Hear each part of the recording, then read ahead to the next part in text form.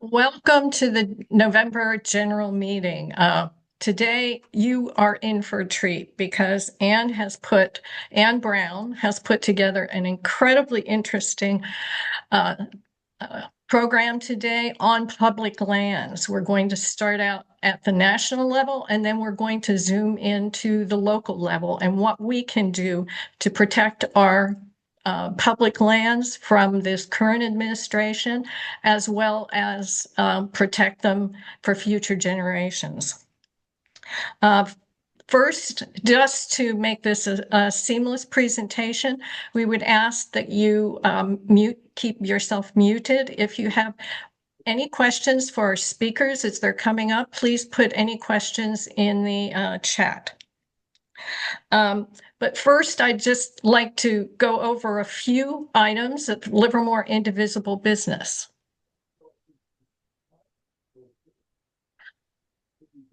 Prop 50. That was our one opportunity in many years where locally we could make a difference nationally. And so we really seized the moment at Livermore Indivisible.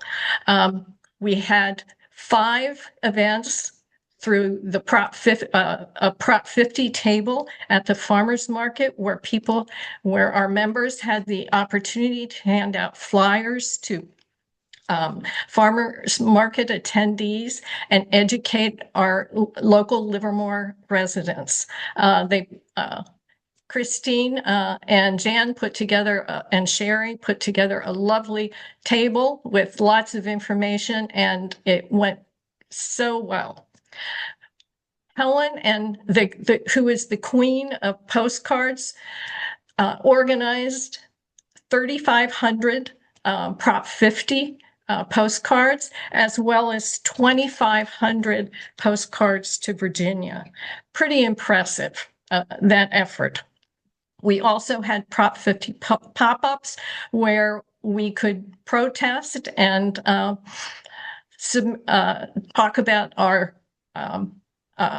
support for Prop 50, and that was primarily along Isabel and Kincannon, and that really went well as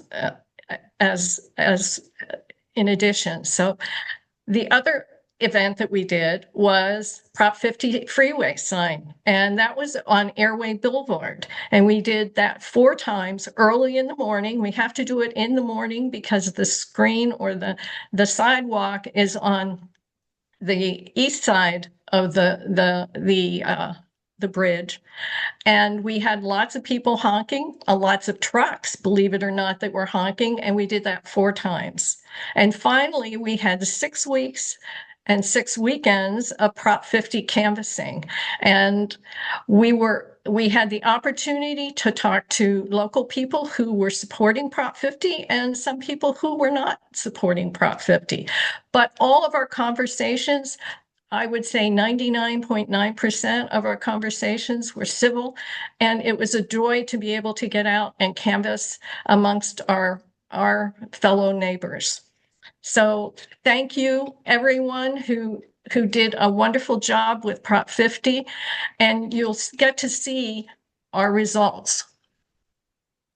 The election results, California Prop 50 results, statewide, we had 64% of yes votes and 35% no votes. In Alameda County, we were able to get 80.6% of the people who voting yes. And I think that is impressive. We are number 3 in the state of California as far as counties as the total percentage of yes votes. San Francisco came in at 85%, and unfortunately, Marin came in at 80.7%. So they beat us by 1.1%.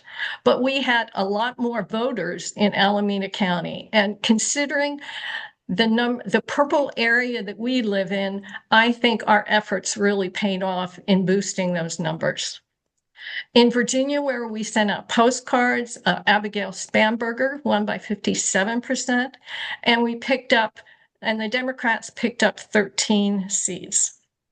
In New Jersey, Mikey Sherrill won by 56.6%. And in Pennsylvania, they retained the 3 Democratic state Supreme Court justices. So it was a good election, and it's always nice when all our efforts paid off. So thank you, everyone who participated. Oops, sorry. Now we're going to celebrate, and I want you to save the date for Sunday, December 7th from 2 to 5 p.m. We're going to have a holiday party where we're going to celebrate our wins this year and get ready for next year and consolidate our energies and just have a good time. There will be more information that will be coming out in the next newsletter, specific about how to sign up and more details about the event. And finally, this is your opportunity to up your fashion game and face the California winter in Livermore Indivisible style. And I don't know of anyone who doesn't look good in white with a little bit of red and blue. And I have an ulterior motive in talking about this because I saw Terry and Kathy at our we had a pizza celebration at Mountain Mike's a week or two ago. And they were wearing the long-sleeved Livermore Indivisible T-shirt. And I thought, I have to have one. But we haven't met our quota. We need a minimum number of T-shirt orders in order to actually order the T-shirts. And when I noticed that the T-shirts have a nice thick cotton, and it's actually very soft. So we have a multitude of sizes, and you can request extra small or extra large upon request. And if you want to actually reserve a long sleeve T-shirt, go to merch.donate.li@gmail.gov or gmail.com. And give them the name, quantity, size, and contact information. And once we have a minimum order, once we reach a number of people who want the T-shirts, then we'll contact you with about a donation of $45. So thank you. And that's the conclusion of my comments about Livermore Indivisible.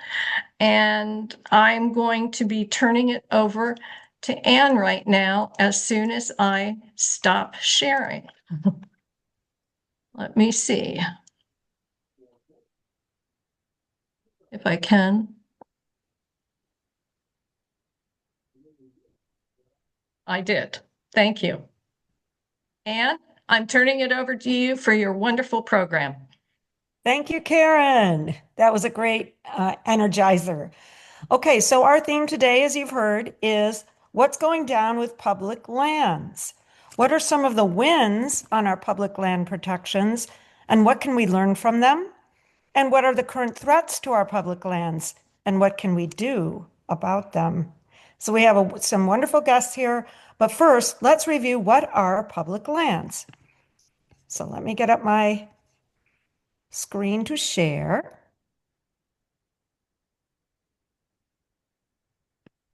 Let's see. Got to get on the right page. And I'll get it in slideshow. Okay, so our guests are Vicky Hoover and Celeste Garamendi. So what are public lands? They are the outdoor spaces and historic sites that are overseen by government agencies for the public. These places are also homelands to many indigenous peoples. More and more tribal nations are collaborating with our government agencies as part of their continued stewardship of these landscapes. Now, why are these public lands so important? These lands provide open space and clean water for our communities, critical habitats for native plants and animals, and connections and protection to our history and cultural resources, as you can see in these pictures. They're the last stronghold for many of our threatened ecosystems and species, such as bears, bison, caribou, and other wildlife that need room to roam. They also provide our families with the opportunities to get outside together and create lifelong memories. There's over 840 million acres of public land in the US. That's about 40% of our land total. The majority of our public lands do not have any form of protection from development or extractive industries. And now the Trump administration is trying to sell off more public lands to polluters. Only the vigilant support of people and organizations that work to protect and preserve these lands will ensure they are open and stay open for all. We'll give you efficient and effective actions in this meeting. But first, let's tap into our memories and imaginations. So get ready, everyone. We're going to ask you to put in the chat a favorite national park, national monument, national seashore. So find the chat at the bottom of the screen, and you can put in a favorite place that you have enjoyed. And so let's look at the diversity of where we have enjoyed our lands. Oh, I see Glacier, Muir Woods, Yosemite, of course. Yes, Muir Woods, those incredible. Oh, yes, Washington, D.C., for sure.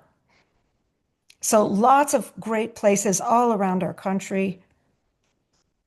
And I think we'll hear from Vicky Hoover. She's maybe doing some tours on national park lands. Oh, tribal lands. Thank you to iPad Juice. Ooh, Zion. So these are all wonderful places. Now, think about this. What are some experiences that you want to make sure that your children, grandchildren, and descendants on into the future and all beings can enjoy experiences? So think about what you've actually done when you've been on public lands. What are some of the adventures you've had?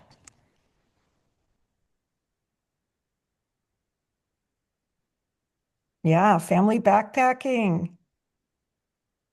free roaming wildlife. It's so great to observe that. Walking in the redwoods,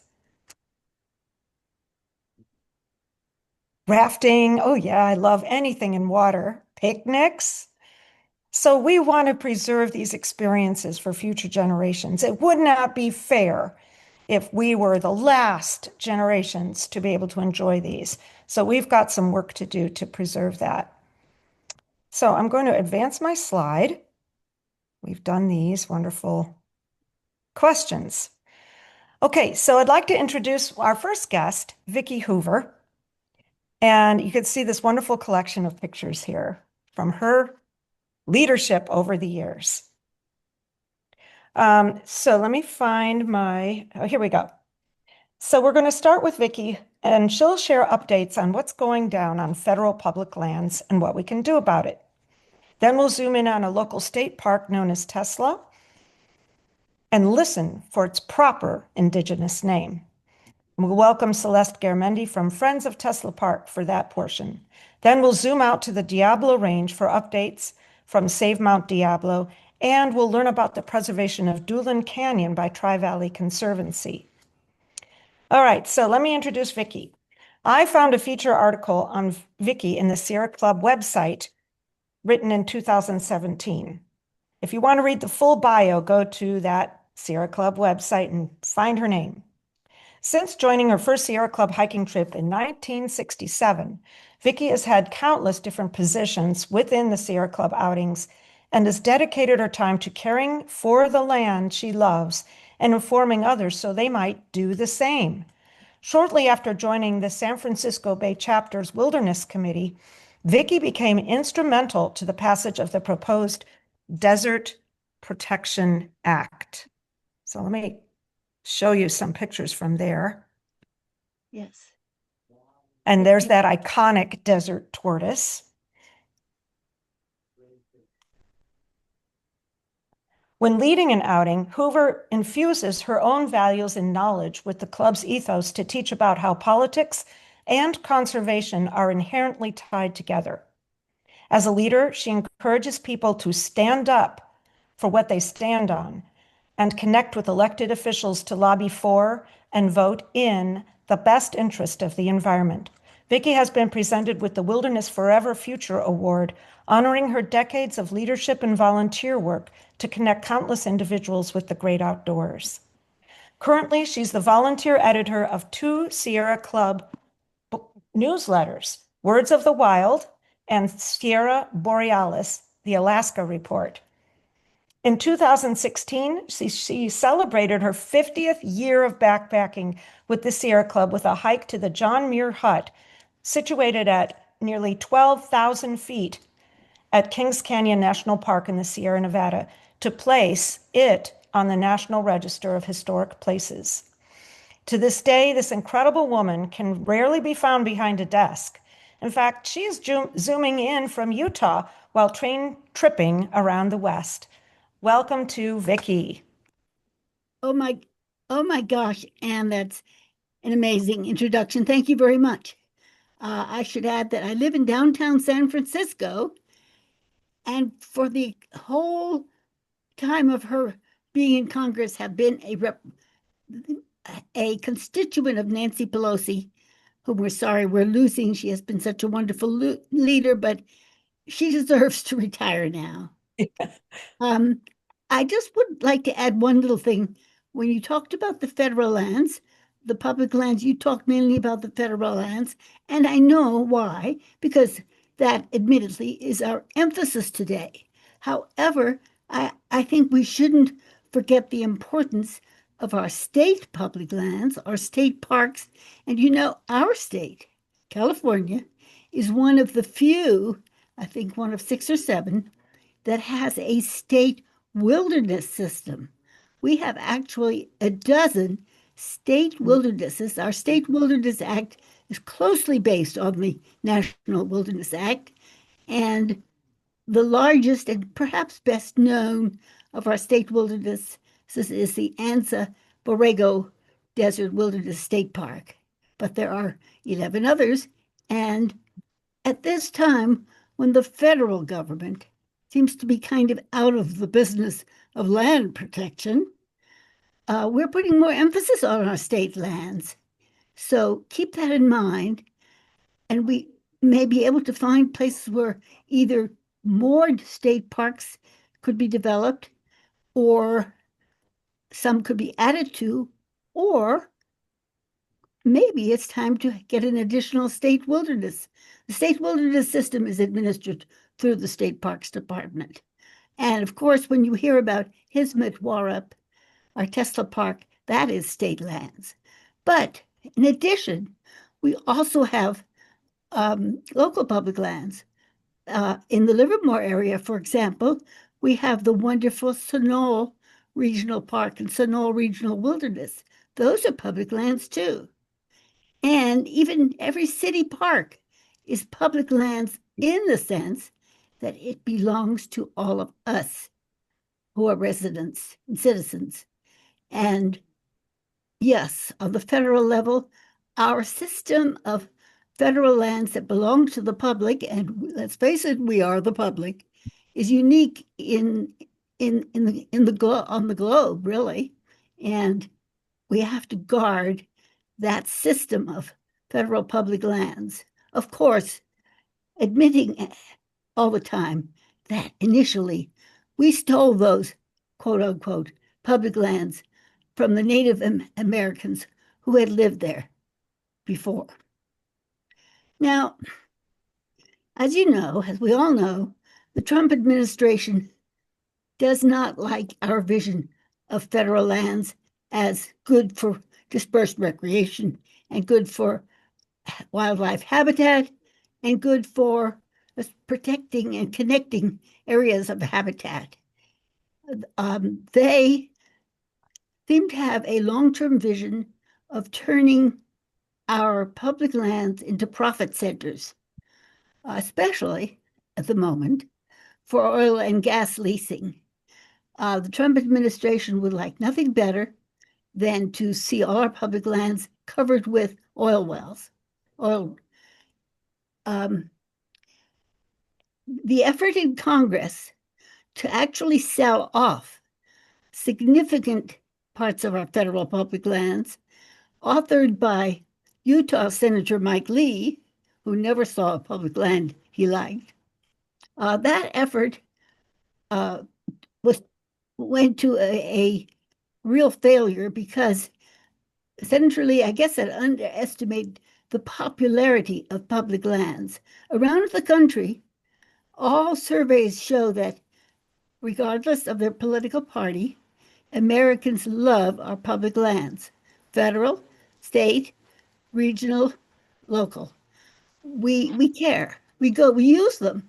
We go to them. So as soon as the Trump administration got in, they started putting obstacles in the way of protective management for our federal lands. They did not fill vacant positions. They actually fired some people.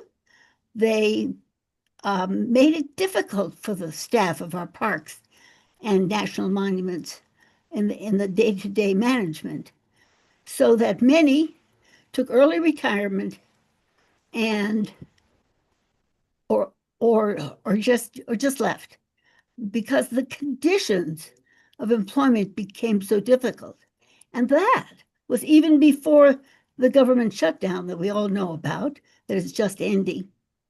Yes, the way that they mainly put obstacles in the way of good management of our public lands is to defund them. No more money, no more budgets, so that they couldn't even afford to hire more people, even if they had wanted to. Some of the effects, will linger on more than you might expect. The people who have left the Park Service, for example, even though the government shutdown is officially ending, the staff who left, in many cases, had many years of institutional knowledge about what we need to do to care for our public lands. You just can't get that back by hiring some new young staffers. For example, an example of an effect that will linger on far beyond the shutdown, I could say, is think of trash cans. If there's no staff, they are left to overflowing. And in many parks where there's wildlife, take, for example, Yosemite, where the habits of bears are well known. Say the bears who are right now at this time of the year fattening up for their winter hibernation. Well, if those bears see the overflowing trash cans, they will feast off them and get accustomed to human sources for food. So that when they wake from their hibernation next spring, say, okay, the shutdown's over and the trash cans are no longer overflowing, but those bears are habituated to human foods and they will come and molest visitors much more than they would have otherwise. So all these effects have trickle down longer time impacts that we have to be aware of. Yes, some of the pictures you see there on the screen were taken actually just outside Yosemite. They closed the outhouses, the restrooms, because they couldn't keep them clean, and they put up a batch of porta potties, as you see on one of those pictures, but nobody cleaned them, and so they were, if in practice, too, huh? most visitors virtually unusable. Now, what can we do? Actions to take. Let's talk about that. First of all, and I think this is the most important thing that everybody should be doing. First of all, you must know the names of your 3 representatives in Congress, your you're a member of the House of Representatives, and your 2 senators. You need to know their phone numbers, both local and in DC. Public lands matters are dealt with almost entirely by the DC office, so that it's good to get to know the people of the DC office. And they're not unreachable. If you call their offices, sometimes you will get a recording, you can leave a message, or sometimes you will actually get a receptionist. And it is good to give your opinion about the public lands to our senators and your members of Congress. In your area, in the Livermore area, it's Eric Swalwell, who has been around for a long time by now, and Josh Harder, who is newer.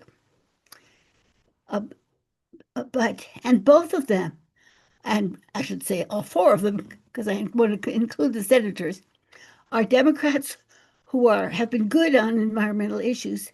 And they are working in a horrendous political environment right now. They need to hear our support. They need to hear you thank them and tell them how important it is for them to keep up the pressure, keep up the protests to some of the things the administration wants to do, keep yelling, making noise, defending democracy, defending our public lands. The more they hear that from you, the better it is. There is no such thing as thanking a politician too much. No worries. They like to be thanked. And these guys, whose pictures you see on the screen, all deserve our thanks. Now, for those people who may be from farther away, from a different congressional district, perhaps a Republican area or some district where the representative is not exactly known for environmental support, they need to hear from you too about your dissatisfaction with them. But we're lucky in California that most of our representatives do deserve our strong support. And believe me, it was never more important than now.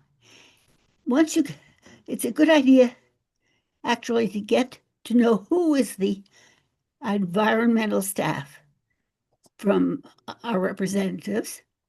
And then you can start an email conversation with that person. After a while, they'll get to know you and they'll actually pay attention to your calls and your suggestions. These things are very important because such a connection with your congressional offices will have value beyond just the current crisis we're facing. It will keep working for you on other issues too. So it's really important. Okay, other things to do.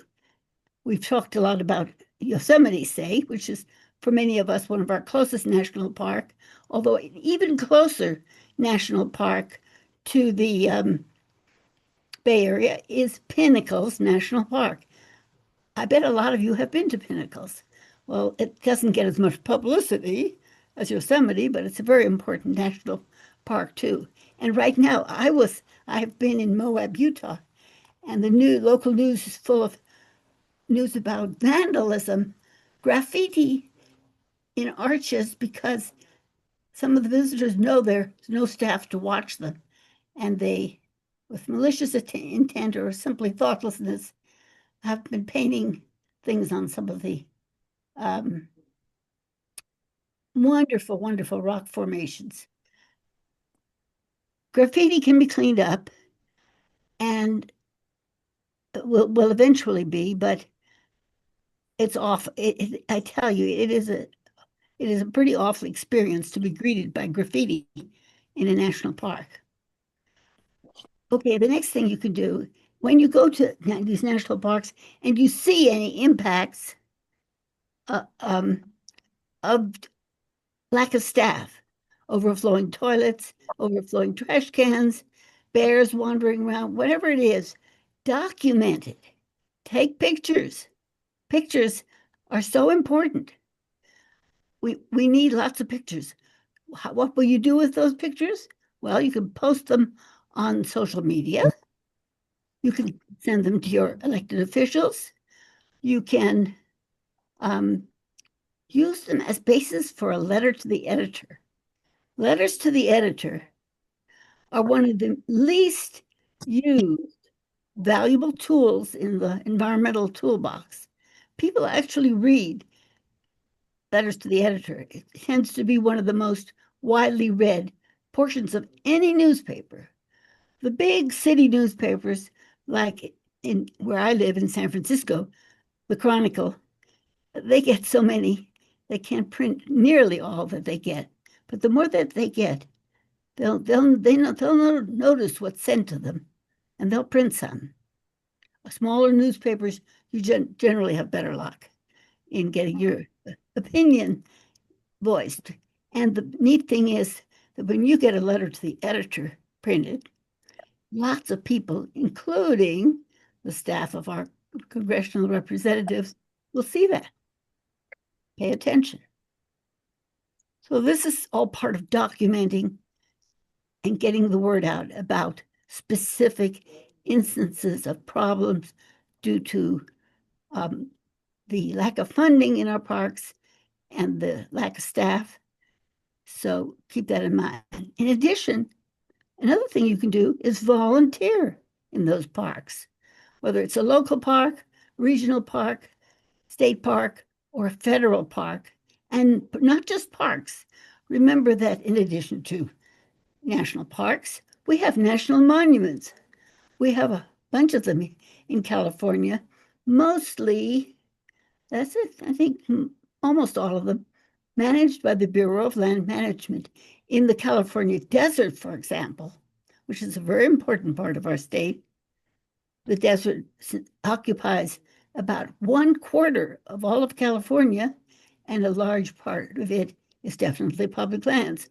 We have two wonderful national monuments in the desert, and they fulfill a good need of connecting our national parks. You know, we have Death Valley National Park and Joshua Tree National Park and the Mojave National Preserve, which really is a park in all but name, and they are connected by the national monuments. The Sand to Snow National Monument farther south, not all that far from Palm Springs, and the Mojave, oh my gosh, I can't think of the name right now. It's escaped me, but our other BLM managed national monument that kind of connects Death Valley with the Mojave Preserve. And there are a number of wilderness areas, 69 of them actually, in the California desert. And the fact that they have the monuments to connect these areas makes them actually much more valuable for habitat purposes. Other things you can do. If you go to a national park or other federal unit, say a national monument, and you meet any rangers or any staff, thank them and support them.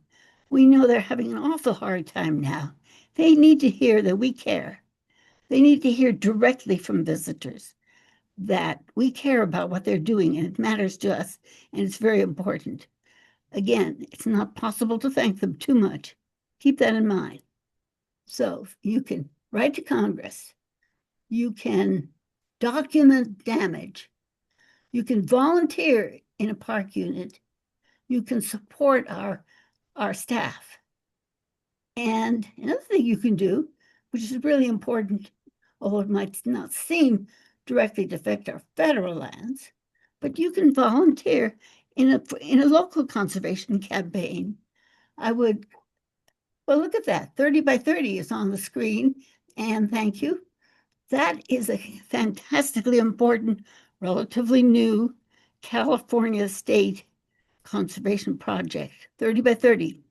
In the year 2020, which is by now 5 years ago, our Governor Newsom issued an executive order making it California's official policy to conserve 30% of our lands and waters by 2030.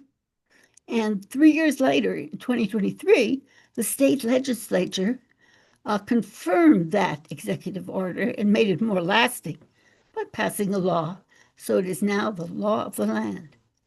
And that's not so easy to conserve. So you immediately ask, what do we mean by conserve? How do we define it? And you also wanted to know where we are right now. Well, we worked with the California Natural Resources Agency, which is the state agency that the governor gave the task of implementing 30 by 30, the state natural resources agencies, and we worked with them over the first 2 years from our Sierra Club 30 by 30 task force to get a good definition in. The definition means areas need to be durably conserved. It can't be just a kind of temporary conservation that will disappear with the next election, say. And they need to be managed for biodiversity. The chief goals of 30 by 30, basically the three leading goals. Why do we need to conserve 30%? Okay, first of all, for habitat purposes. We need to connect wilderness areas, national parks, by somewhat lesser degrees of protection, say. So we need to stop or at least reduce the extinction crisis, where species are going extinct, and to conserve more habitat is the way we can go about doing that. The other goal is to mitigate the effects of climate change. Our natural lands, conserved, will sequester a lot of carbon. It's obvious that everybody knows that about our forests, but it's not so obvious that desert lands, undisturbed desert lands, also sequester a lot of carbon. And if we bulldoze them or dig them up for industrial scale renewable energy facilities, some of that, a lot of that ability of our natural lands to sequester carbon is lost. And finally, don't forget people.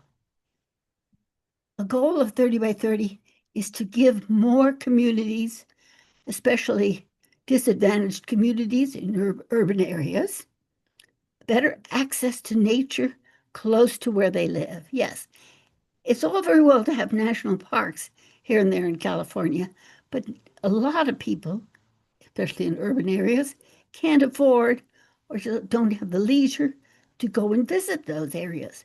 So providing more nature in urban areas, what I call urban greening, that is a really vital part of 30 by 30. Ideally, we have a vision of cities in which all cities have a few parks. But if we could connect them with green corridors, green boulevards, whatever you want to call it, wide enough for wildlife to move around in the cities, that would make a big difference. I think about this time I should stop talking. I've been talking too long, probably. And maybe people have questions. I don't know. And maybe others will think of even more things that we can do to protect our federal lands than I have just mentioned. Thank you so much, Vicky. I'm looking in the chat, and thank you for, I believe it's Corey, for talking about the importance of us all picking up trash. And the difference that we can make if we just remember to bring a bag when we go on a hike, or out on a beach, especially along a creek. These are really important places. Thank you, Corey, for that really important idea. It's important because it makes such a difference and because it's so easy to do. Yeah. Yes, thank you. So Eric has a little plug in the chat as well about the Sierra Club SF Bay chapter's involvement with our region's national parks. And he's put some links in the chat where you can get more information about the San Francisco Bay chapter. Yes, I am a member of that chapter. Yes, so am I. And Yeah, Karen's asking, what percent of our state is currently conserved? yes. Sorry, I should have mentioned that. Um, we are figuring right now on the lands, it's at least 26% out of the 30. Mhm. And unfortunately for our waters offshore, we have perhaps 16% in marine protected areas. And we need to do a lot more for our oceans. The San Francisco Bay chapter is one of 13 Sierra Club chapters in California, and 8 of those 13 are coastal chapters, and we are working hard to get them more involved in coastal conservation issues. Um, so that, and the other thing too, I should mention about 30 by 30. 30 by 30, it sounds great, but it is not the ultimate goal. The Sierra Club and other organizations have signed on to a global movement known as Half Earth. We think that eventually half the planet should be conserved for nature and half open to real development. The 30 by 30 theme comes in because everybody who's concerned about that knows that you can't do that all at once. So 30 by 30 sounded like a more achievable Yeah. goal, and we look upon it as a stepping stone to eventually conserving half the earth. I won't be around when that happens, but I hope it does happen someday for the benefit of my grandchildren and yours and everybody's and their grandchildren. Thank you, Vicky, for all that you've done to enlighten us and for your amazing career in the Sierra Club. Fantastic inspiration you are to me. Well, Yeah, yeah, I'm past leading outings, but I can still work on 30 by 30. And yeah, of 30 by 30 campaigns, the one that I'm most excited about right now is a huge regional one, namely conserving the Diablo Range. right. And we're going to get to that. And You're going to talk about that. I'm so glad that that's part of the program. thank you, Vicky. Well, So thank now you. I'd like to segue over to Celeste Garamendi. So can we spotlight Celeste while I give her introduction? Celeste was recommended to me by a number of people involved with Friends of Tesla Park. So can we find Celeste tech team and uh, showcase her? Celeste grew up on her family ranch in Calaveras County, where the goal was to preserve the ranch's open space. Her dad took his family on camping trips in the Sierras each summer, where many of all of us became lifelong nature lovers. I know I did. Celeste now lives on her husband's family ranch in the Corral Hollow east of Livermore, where there is a long history of stewardship of the land and the herd, and working with agencies and research projects to monitor and improve habitat. And you can find them at connollyranch.com. The ranch where Celeste lives borders in part on Carnegie State Off-Road Vehicle Area and Tesla. So she knows well the area where Tesla is located. These experiences and many others helped her build her commitment to conservation. Although Celeste grew up on and lives on a family-operated cattle ranch where she's raised her family, her professional work was in managed health care administration, having studied public health administration at UC Berkeley.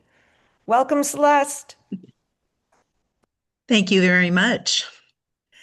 And thank you to all of you for allowing me to have the time to share information about Tesla. This will be an example of how policy is actually put into practice or not, and how we can make certain that the goals that we establish actually meet their objectives. I'm going to start a slideshow here, so just give me a moment. Can you see that? Wonderful. So many of you have heard, or you may have heard, especially being from the Livermore area or the Tri-County area, about Tesla Park. Tesla Park is presently state parkland, and it has a long prehistoric history, historic history, and then what is happening currently over the last 25 years. We're going to be focused primarily on what's currently happening with this state parkland and the efforts of many within the Tri-Valley area and beyond to preserve this land. The name Tesla has nothing to do with the Tesla car company or Elon Musk, but it does have to do with Nikolai Tesla. And the name was associated with a historic coal mining town that was located in this area off of Tesla Road, east of Livermore. And so that's where the name comes from. And although we refer to this land as Tesla, we are hoping that through the efforts of so many in the community, that it will become the state natural reserve named Hismet Warep, which means sacred earth in the Ohlone Chochenyo language. Let's see if I can get this to go. There we go. Now, the recent history of Tesla began in the late 1990s. It was mentioned that there is a state vehicular recreation area called Carnegie that is in both San Joaquin and Alameda counties along Tesla Road and Corral Hollow Road. In the late 1990s, state parks purchased approximately 3,100 acres of land west of the current Carnegie SVRA to expand that motor vehicle park. This is a picture of Carnegie. There was a long 2-decade battle to try to prevent state parks from expanding the destruction within the Carnegie State Vehicular Recreation Area into the land known as Tesla. And finally, part of that battle was won in 2021 with the passage of SB 155. We first succeeded in legislation to have the general plan and EIR for this project overturned as invalid by the courts. And then secondly, with the support of Assemblymember Rebecca Bauer-Cahan and then Senator Steve Glazer, we were able to get legislation enacted which specifically ensured that Tesla would not become part of Carnegie SVRA. And that was an important victory and a testament to the type of political involvement that Vicky spoke about on the federal level. However, that wasn't the end of the story for Tesla. After the legislation was established, the next question became, what type of a unit will Tesla be within the state park system? And that is the process that we're presently engaged in. It's a planning process defined by the Public Resources Code, and the objective of many advocates and organizations, including the Sierra Club, is to classify the 3,100 acres of the Tesla wildland as a natural reserve under the Public Resources Code, and specifically PRC 5019.65. That advocacy process is ongoing as we speak. Why do we think Tesla should be a natural reserve? Because based upon the statute, Tesla embraces outstanding natural and scenic characteristics and areas containing outstanding cultural resources of statewide significance. And Tesla has all of those values. I think one of the things that isn't fully appreciated is that Tesla truly is unique in terms of the resources within our state. It's been recognized for decades with extensive research by University of California and other university researchers for its biodiversity.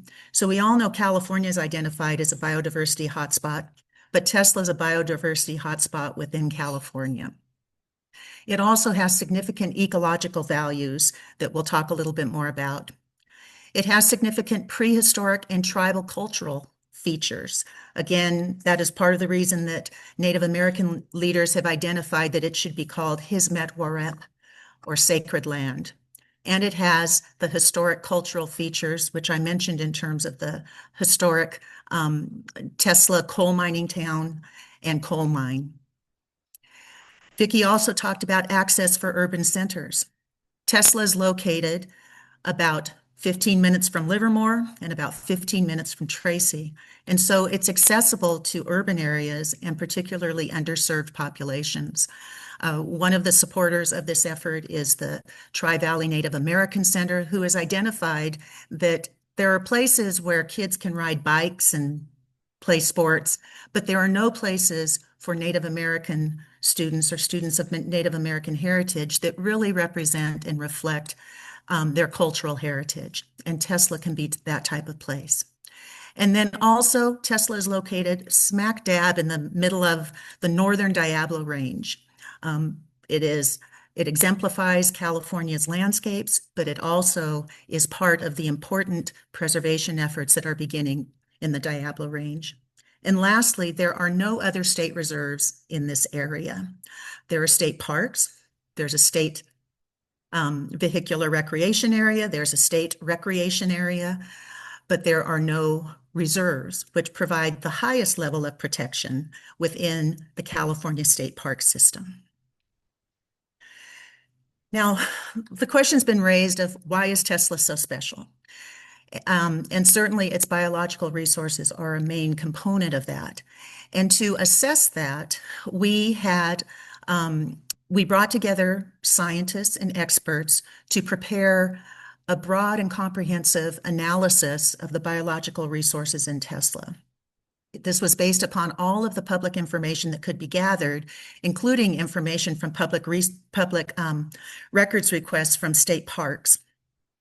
The experts compiled the data, and there's a 170-page report that was prepared as a result of that.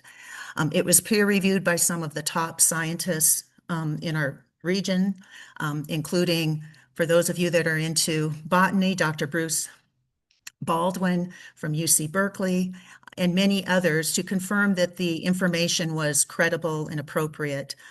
And then lastly, and certainly not, and equally as important, this biological assessment has been affirmed thus far by over 40 scientists that are working or have researched protection of biological resources within California in this region. And the conclusion of this biological assessment, given all of Tesla's special natural resources and the statutory options that are available to protect it, is that the natural reserve classification is the best option to protect Tesla's irreplaceable biodiversity and ecosystem. Just to give you a quick review of some of those values. Tesla is at the intersection of biotic zones. So you can think of the dry Central Valley biotic features intersecting with the cooler climate of the Bay Area in the East Bay. And it's at this intersection where this incredible amount of biodiversity exists. There are many species and plants in particular that are at the extent of their ranges, the northern extent, the southern extent. It just goes in every direction.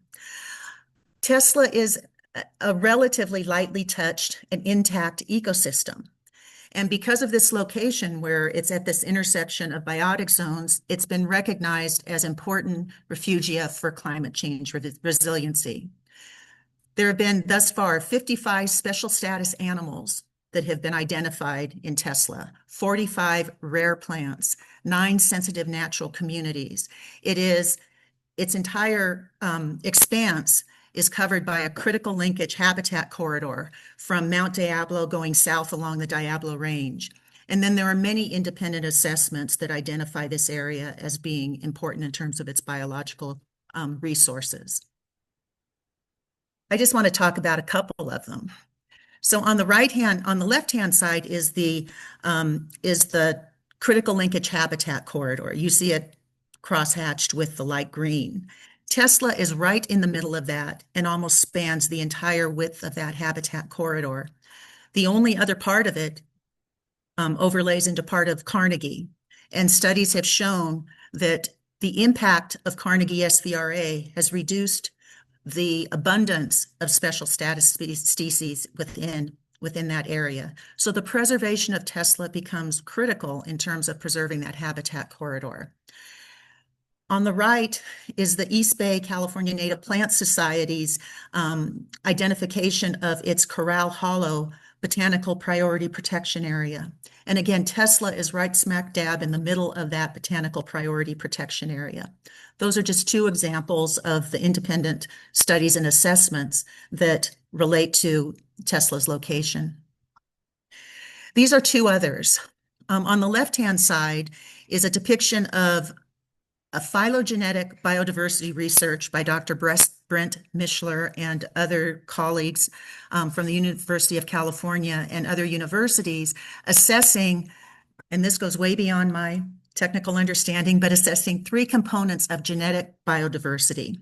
And what they were looking at in part was the lineage of plants throughout the state of California, so that as they look at protection of biodiversity, of botanical resources, they can ensure that they just aren't getting plants that are relatively have a relatively short genetic history, if you will, but those that represent the full length of California's native plant diversity. And so they looked at survival, divergence, and diversification. And where those overlap in black are the areas where those three factors exist. And you can see that there's a large area in the North Coast where it's incredibly important in terms of those areas. There's other spots, but Tesla, the area where Tesla is located, is also a top conservation area based upon that research. On the right-hand side is a study that an assessment that's done by the California Department of Fish and Wildlife, where they look at biodiversity as well, and they're looking at the type of biodiversity and the risk associated with those populations, and then also the opportunities for protecting them. And I don't know if you can see it. Mine is kind of overlaid with the control panel, but at the very top, you see Tesla as one of the areas in the central range of the Fish and Wildlife map. And there are a few others, one in San Luis Obispo, Fort Hunter Leggett, Salinas, and then Tesla. And this includes other areas around the Corral Hollow, but you can see how important the biodiversity within the Corral Hollow is. And so these types of studies document Tesla's extraordinary biodiversity, which we want to protect.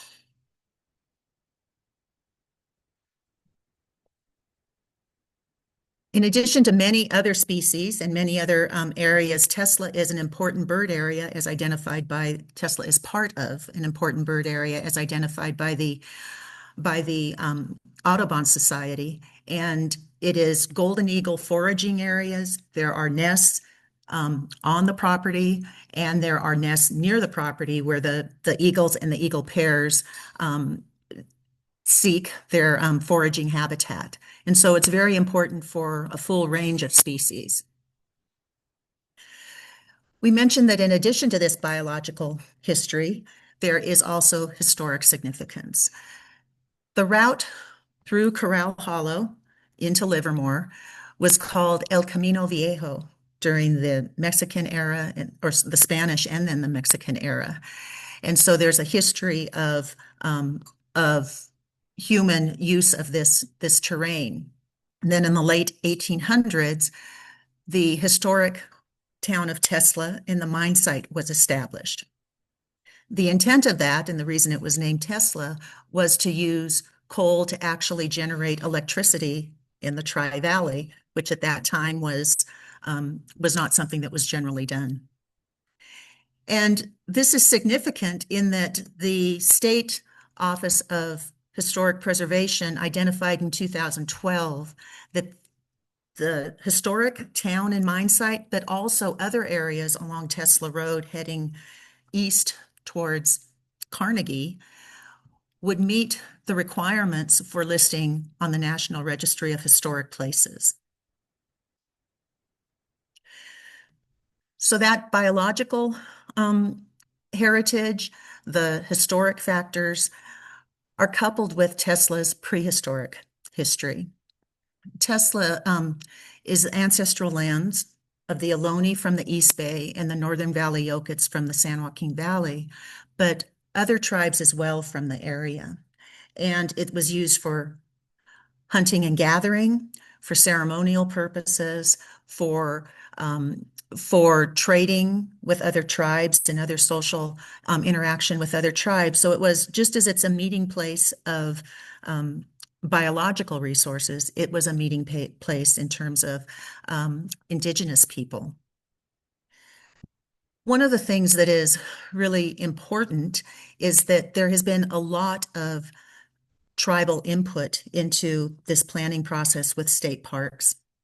And they have identified, the tribal leaders have identified that they want to protect the entire 3,100 acres of the tribal cultural landscape, not just isolated bedrock mortars, which are certainly important, but the bedrock mortars don't exist in isolation of the oak trees and the plants that are used to make baskets and the rocks that are used to carve out the mortar stones. And so protection of the entire tribal cultural landscape is a major objective in terms of the preservation efforts. And that is where the tribal leaders that have been involved have identified the name Hismet Warep, or Hismet Warep Horsetka, Sacred Earth or Sacred Earth in Harmony, to identify this land. It's one of the places where there is the potential, and we hope it will be a reality, where the tribal cultural landscape can be protected in its entirety. And so that would be unique within the state park system, and obviously very much indicated and needed. So given all of these factors, we really see that there's an incredible opportunity to establish Tesla as a natural reserve. It would fully protect irreplaceable resources and ecological values and the cultural resources. There's the opportunity to organize Tesla around the relationship of indigenous people with the land, provide access for low-intensity recreation because a reserve is not closed to the public. Hiking, interpretive services, interpretive programs, nature appreciation are all the types of access that can be provided. And again, there are many other active parks in our region. In fact, we did an assessment just in the East Bay. There were 23 between regional, local, and state parks, but there are no other reserves. And so Tesla really fills an unmet need on many levels. So the question is, where do we go from here? As I said, we're in the planning process with state parks. They have started the CEQA process, which you're all familiar with. So there will be a general plan and an EIR that will be produced. But right now, there's advocacy occurring to try to get state parks to, in that preliminary planning effort, identify that Tesla will be a natural reserve. In September, state parks issued what they referred to as preliminary or as concept plans. And some of you may be familiar with that and may have provided comments on that. But from our view and the review of those concept plans, we found that they ignored public input, which has overwhelmingly been in support of Tesla being established as a natural reserve. The activities that they would allow, which include vehicular access, bikes, mountain bikes, e-bikes of all kind, and the facilities associated with that, and camping deep into the interior of Tesla, would damage these incredible natural and cultural resources. And so we have rejected those plans, and we're continuing to advocate for Tesla to be a reserve. Our challenge is state parks clearly does not want that. And we'll talk a little bit about why that is the case, but state parks wants much more of an active recreation park rather than a reserve. I'm going to show you 3 maps now just to give you a sense of the difference between what we're calling for with Tesla being a natural reserve and what state parks is looking for in terms of really fairly extensive development of state parks. This is a map, and we can get you a copy if you want, but this is a map plotting just 37% of those 100 special status species that we said have been identified in Tesla. And in some cases, again, not all, the protective zones associated with those species. And you can see it covers the entire area of Tesla. And that's the point we've been making to state parks. You can't weave your way through this dense extent of these protected species and their habitats to be able to add roads for vehicles, camping, bikes, e-bikes, and so forth. Our proposal is that all of the 3,100 acres be designated as a reserve. Now, there would be trails for hiking and access within this 3,100 acres, but there wouldn't be new development of facilities. And then this cross-hatched area is the historic resources. And this gray area, which we haven't talked about, is another 300 acres, over 300 acres of state parks property that they have kept off limits to the public, but it's impacted with facilities and buildings and houses. And we're saying that their intrusive or their impactful uses like camping and mountain biking should go in this area that's already impacted. And it can also go in Carnegie, which is the goldenrod. As you may know, Carnegie is not only for combustion engine motorcycles, but it's for street legal vehicles, 4x4s, and already electric bikes are going into Carnegie, not because of any promotion by state parks, but just by the natural development of that area. But this is state parks plan. And they do 4 critical things. One is they say the area that we say where they should be putting their intensive services, they say it's going to continue to be off limits to the public. They want it for their own uses, many of which includes employee housing, which we aren't against, but they don't need 300 acres for eight units of housing. They have divided Tesla into these different colored zones. Our point is the entire area is a sensitive area. You can't say the pink can have limited access and the purple can have focused access. All of Tesla needs the protection of a sensitive area. The roads that are added, and these are ranch roads, but these would be available for bikes and mountain bikes, just would devastate the habitat. And then lastly, it's hard to see on this map, but they literally cut the critical linkage habitat corridor by about 2/3 and just pretend it doesn't exist on the rest of the park. But even in those areas where it's acknowledged, they still put all of these intensive uses. So that's what we're trying to change in terms of state parks position. We talked about the critical linkage habitat corridor. Obvious, and the protection of the entire landscape. That's important for not only small species, but large species. Kind of tying back in the experience or what we are experiencing with Tesla to Vicky's comments, there were some things that really struck me that she talked about. And I need to say that I grew up going to the state parks and I love them. I mean, I think about Big Trees in Colombia where I grew up, or Point Lobos or Point Cabrillo Lighthouse, wonderful places. But through this process, we've learned that state parks has defined its purpose differently than protecting resources, at least when the rubber meets the road. Vicky's statement about durably preserved, or that 30 by 30 should be durably preserved, is an important one because all public land is included in that 26% of 30 by 30 right now. Carnegie SVRA, the photo that you saw at the beginning, is part of that 30 by 30. The 80,000 acre Ocatello SVRA in the Southern Desert is part of that 30 by 30 area. So we really have to be cognizant of what is being protected and at what level that protection is occurring. Within state parks, what we found is that they have a real bias towards their view that they have a dual mandate. And that dual mandate is executed as supporting high intensity recreation as opposed to low intensity recreation, which isn't valued.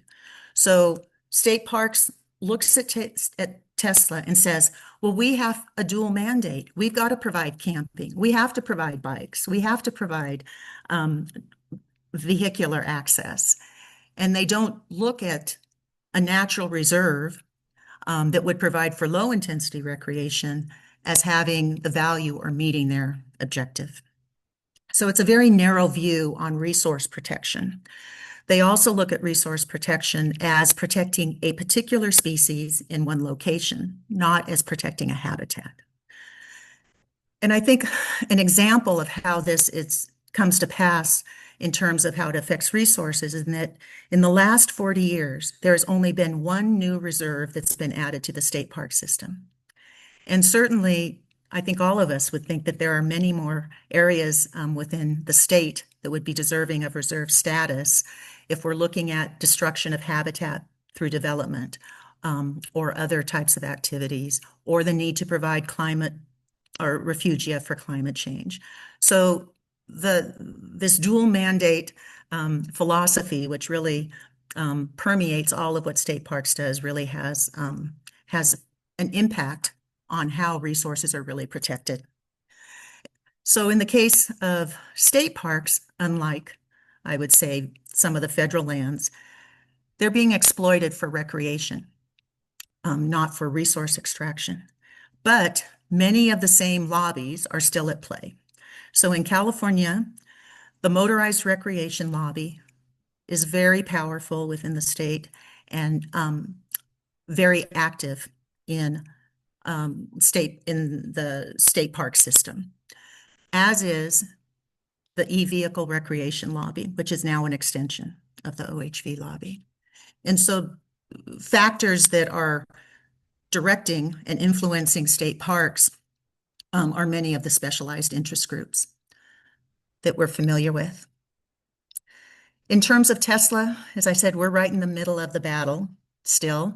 And right now we are trying to change state parks' concept plans for Tesla so that they will actually meet the requirements of a natural reserve and the statutory parameters. And so there are two things that we're working on right now by the end of November. One is to email state parks to provide, calling on them to provide a real natural reserve plan. We have a call to action that can be shared after the session. And by the end of the month to complete an online survey associated with the plans that state parks put forth. The challenge here is that they are completing the survey. It's critical that it be done using our guide because of the way in which the survey is constructed, which in many instances will give state parks the answer that they want to move forward if we aren't very careful in the responses.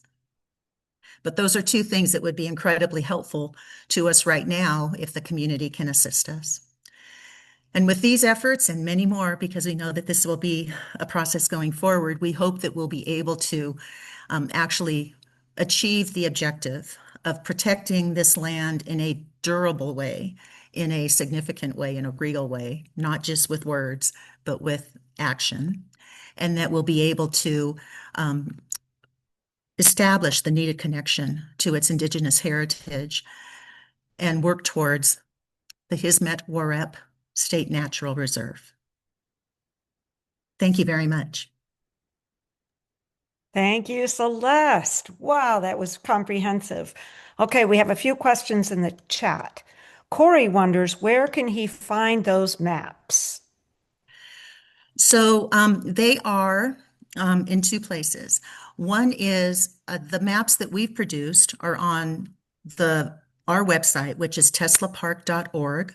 You can go there and get a lot of information, including a short 6-minute video, which gives you an overview of Tesla and the opportunity there.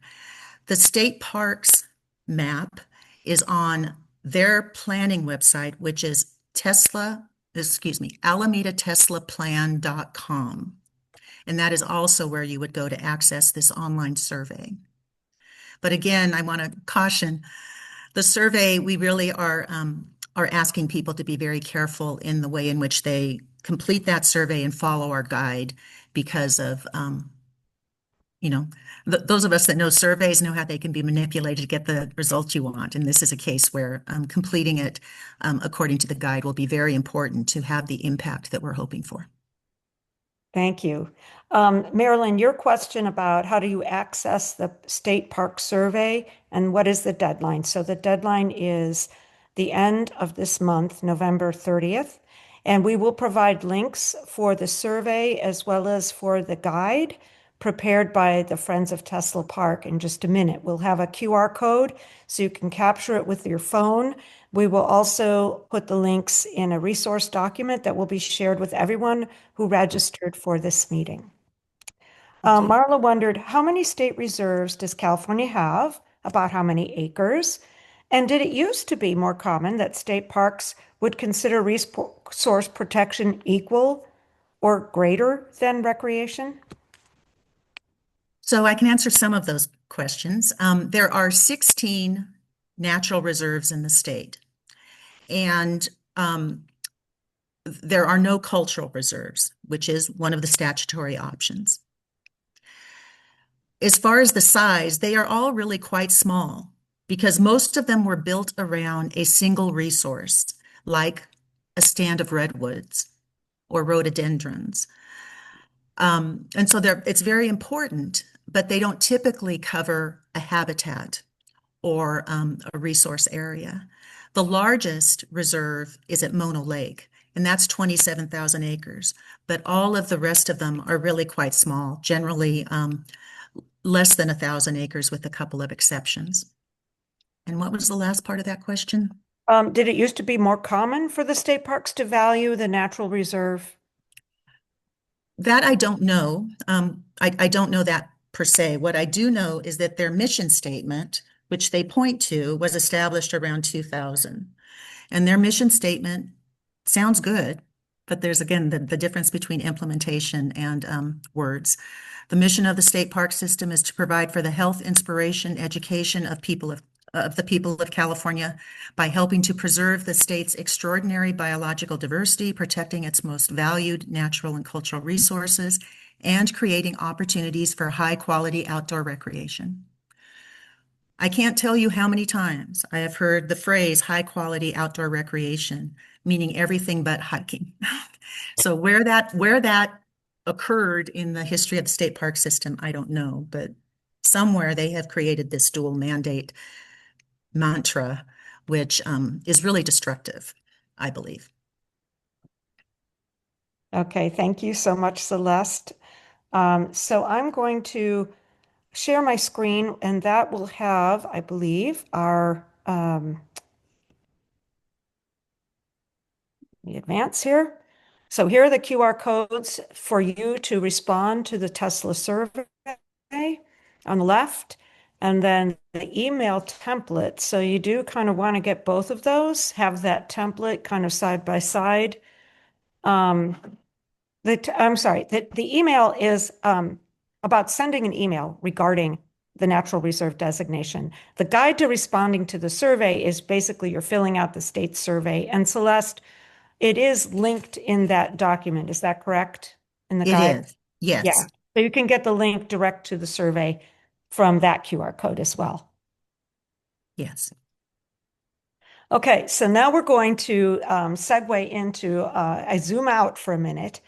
And a trick question is, where is the biggest landscape level opportunity to protect biodiversity in California?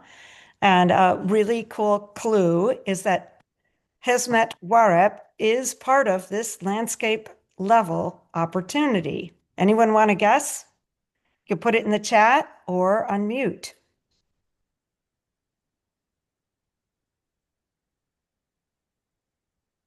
All right, has anyone got their idea on this? Okay, so let's go and see. Oh, we have two new people. Marla's got it, the Diablo Range. Thank you, Marilyn. Okay, Diablo Range. So we're going to spend a few minutes on this. It is that entire mountain range hidden in plain sight that you can see on this map. A lot of my information was provided by Save Mount Diablo in their latest quarterly issue, the Diablo Watch. So they are very much leaders in this movement. So we're talking, folks, 4 million acres, a 200-mile-long mountain range. Only 27% of it is protected, and it would really advance our 30 by 30 goals. About 1 million acres within the range would qualify to meet those 30 by 30 goals. 1 million acres. So hundreds of rare and endangered species within this range, and the 12 counties that touch the range contain 10 million people, but only a few thousand people live within the Diablo Range. So it's mostly really empty, really unique in our state.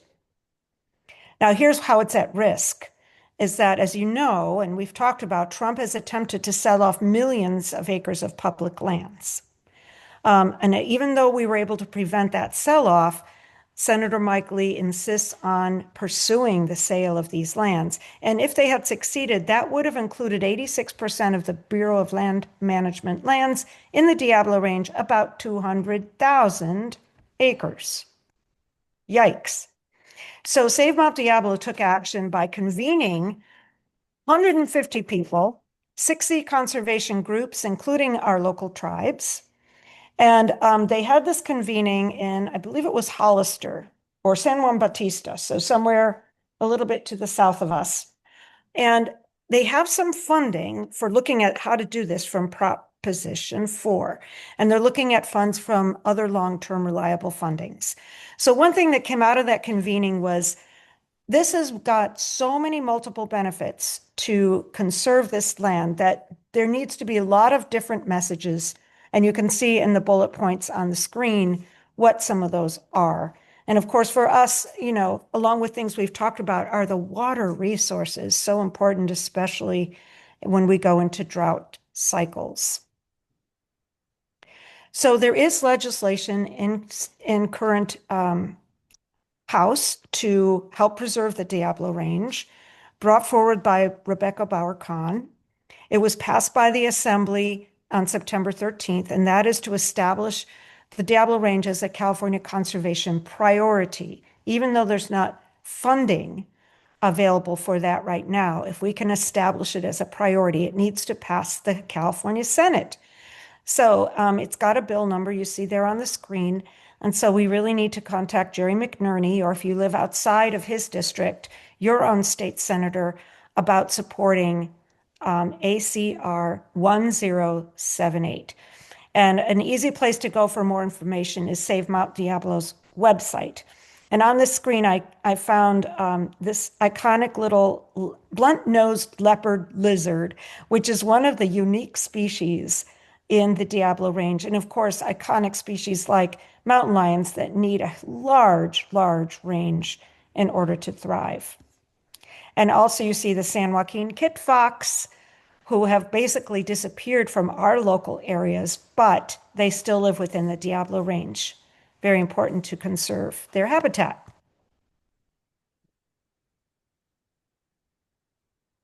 Oh, that's interesting. So here's Jerry McNerney's Get in Touch website. I didn't know that was going to come up. I've looked at a lot of websites. Another win I'd like to point out that is, this one is done, and thanks to Tri-Valley Conservancy's leadership, was to conserve Doolin Canyon, which is this essential corridor between Dublin and Livermore. And as you may know, Dublin's philosophy is to build and build and build. And so let's look at this map. This blue space here is what was conserved by Tri-Valley Conservancy. So to get you oriented, this is Portola Avenue coming up to Las Positas College. So Las Positas College right there. And this is Highway 580, this brown line. So it's north of 580. There are other really important conserved lands around there. And you can see from the key down here, those pink sections are East Bay Regional. We've got Camp Parks over here in orange. The blue is this new Ohlone Canyon Conservation Bank. City of Livermore has some lands. And these green ones are county, I don't know, CCED. I'm not sure what that means exactly, but you can see that these are also conserved lands. So you can find out more on the Tri-Valley Conservancy website about, and that's trivalleyconservancy.org, about the Ohlone Canyon conservation. So we're really excited that we had that opportunity. Okay, I'm going to stop sharing. Okay, so new question from Corey. I don't know, I don't know the answer, but how much of that land historically and currently has tule elk? Anyone know? I think tule elk were ubiquitous around our state. Very important ecologically for their grazing and their movements. They constantly were moving across the landscape, so they didn't overgraze one particular area, but they helped conserve our native plant diversity. That's true. I can actually, where I live and on Tesla, there are tule elk that roam the area along with other ranches in the area. And I don't know exactly what Region 3 of California Department of Fish and Wildlife is, but they just recently completed a survey and of the Diablo Range area, beginning from Corral Hollow South and Tesla Road South. And there were over 300 that they identified in this recent survey. I know it does not go all the way down the Diablo Range, but at least in this section from Corral Hollow South, probably down through San Joaquin and Stanislaus County and the east side of Santa Clara. Thank you, Celeste. And another thing I'll just mention is that we do have very important wildlife passages that are being constructed under Highway 580 and 680. I think there's a total of 3, and they will provide that safe connectivity for our species to migrate between the north and south, east and west, without risking their lives on freeways, which of course is also very hazardous to human drivers. So I believe that the Alameda County Resource Conservation District has been involved in creating those safe wildlife corridor passages. Anyone else have a question? The news is constant about the attack on our public lands. So I encourage all of you, whether you want to look at federal issues, state issues, or even our local issues, to stay tuned, be aware. There are actions such as 5 Calls and Climate Action Now, where you can get a daily feed of effective actions to take with a phone call or an email message to our elected representatives. You can also follow the Resistance Rangers.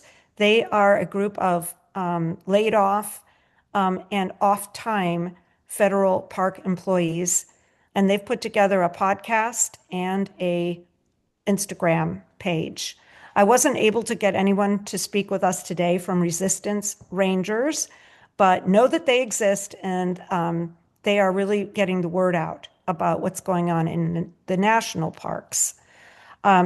Every advocacy group, from the Wilderness Society to the Trust for Public Land, so many groups, Sierra Club, of course, we've called out today because Vicky's such a great leader for Sierra Club, but there's many other groups all working really hard to preserve what we have and to prevent harm during the next few years of Trump's administration.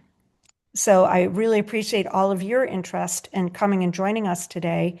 And we will be sending out a resource document with links to everything we've referred to today. So you don't have to worry if you didn't capture something, but look for that email from Livermore Indivisible.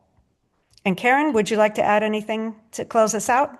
No, I just let's consolidate the actions. There sounds like there's so many things to do, but it's very important for right now for Tesla to fill out that information, sent email, as well as fill out the questionnaire. So thank you so much for putting a wonderful program together.